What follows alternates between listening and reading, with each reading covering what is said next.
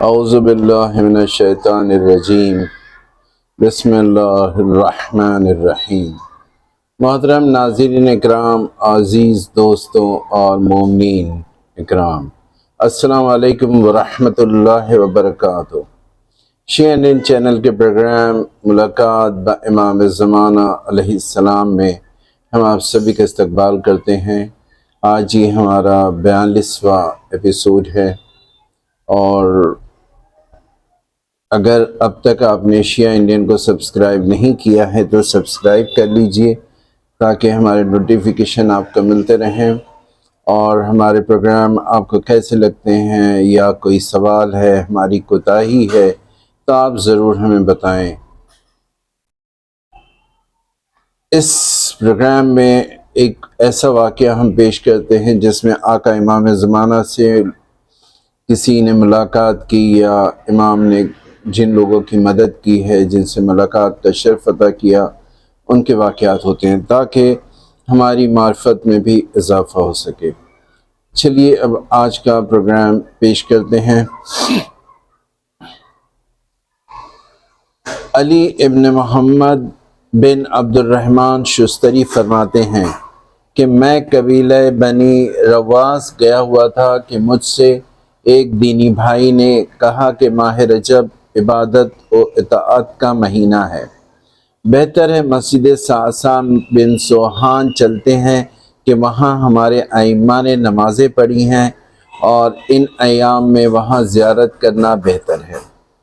میں ان کے ساتھ مسجد کی طرف روانہ ہوا کہ مسجد کے باہر ایک اٹھنی کو پیروں کے بل بیٹھ کر سوتے ہوئے دیکھا کہ پالان اس کے اوپر رکھا ہوا تھا۔ ہم مسجد میں جیسے ہی داخل ہوئے، دیکھا ایک مرد کو جو چودھویں کے چاند کی طرح چمک رہا ہے، لباس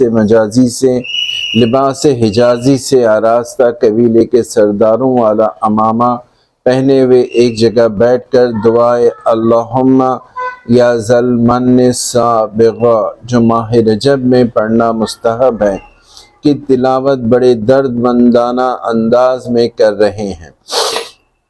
ہمیں ان کا دعا پڑھنے کا انداز اتنا اچھا لگا کہ ہم نے یاد کر لیا۔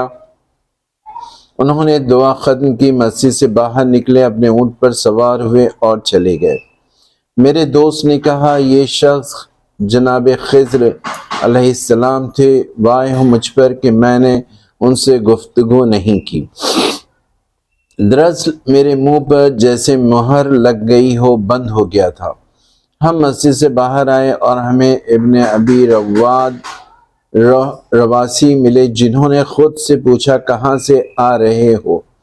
ہم نے مسجد صعصع کا پورا واقعہ بیان کیا۔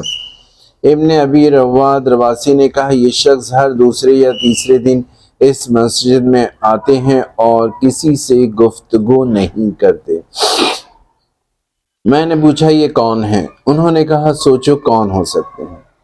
میں نے کہا مجھے ایسا لگتا ہے جناب خضر علیہ السلام۔ انہوں نے ابن ابی داؤد رواسی نے کہا خدا کی قسم یہ حضرت بقیت اللہ علیہ السلام ہے۔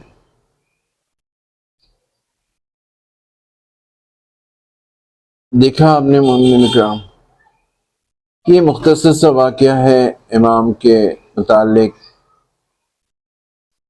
اچھی بات یہ ہے کہ اب جمادی الثانی کے تقریباً 23 روز گزر چکے ہیں، 24ویں شب ہے، شب جمعہ۔ بس چند دنوں میں ماہ رجب المرجب کا آغاز ہو رہا ہے۔ اس واقعے میں جو آقا نے ماہ رجب میں جن دعا کی، جس کی تلاوت کرتے ہوئے لوگوں نے دیکھا، ہمیں بھی چاہیے کہ اس دعا کی تلاوت کریں۔ ماہ رجب بہت ہی بزرگ، نیکی والا، بہت ہی پاک مہینہ ہے۔ اس کے متعلق ملتا ہے کہ یہ تو ماہ رجب اللہ کا مہینہ ہے، اس لیے جتنا ہو سکے زیادہ سے زیادہ نیکیاں کیجئے، اللہ کی طرف رہیے، اللہ کا ذکر کریے۔ اس واقعہ جو بھی ہم نے پیش کیا، اس سے سمجھ میں آتا ہے کہ جو زائرین ہیں وہ اس مسجد صعصع کو کبھی فراموش نہ کریں اور وہاں ضرور جائیں، 2 رکعت نماز کم سے کم پڑھیں۔ ماہ رجب میں دعا جو آقا امام پڑھتے ہوئے ملے اس دعا کو ہمیں پڑھنا چاہیے۔ ساتھ ہی امام زمانہ علیہ السلام معصوم ہونے کے باوجود دعاؤں کی تلاوت فراموش نہیں کرتے ہیں، تو ہمیں بھی چاہیے کہ ہم بھی دعاؤں سے زیادہ قریب رہیں، اللہ سے لو لگائیں، اپنی حاجات، اپنی ضروریات کو اللہ تبارک و تعالی سے پیش کریں اور آقا امام سے راز و نیاز کریں۔ شب جمعہ ہے، روز جمعہ آقا امام سے منسوب ہے۔ روایتیں کہتی ہیں کہ روز جمعہ ہی آقا امام کا ظہور ہوگا۔ ہمیں چاہیے کہ اس دن کے جو مستحبات ہیں جیسے دعائے ندبہ میں شریک ہوں، زیادہ سے زیادہ صلوات پڑھیں، نماز جمعہ میں شریک ہوں، عطر لگائیں اور مومنین سے ایک دوسرے سے ملاقات کریں۔ آقا امام چاہتے ہیں کہ ہم مومنین سے ملتے رہیں، یہ ہمارے لیے بہت ضروری ہے۔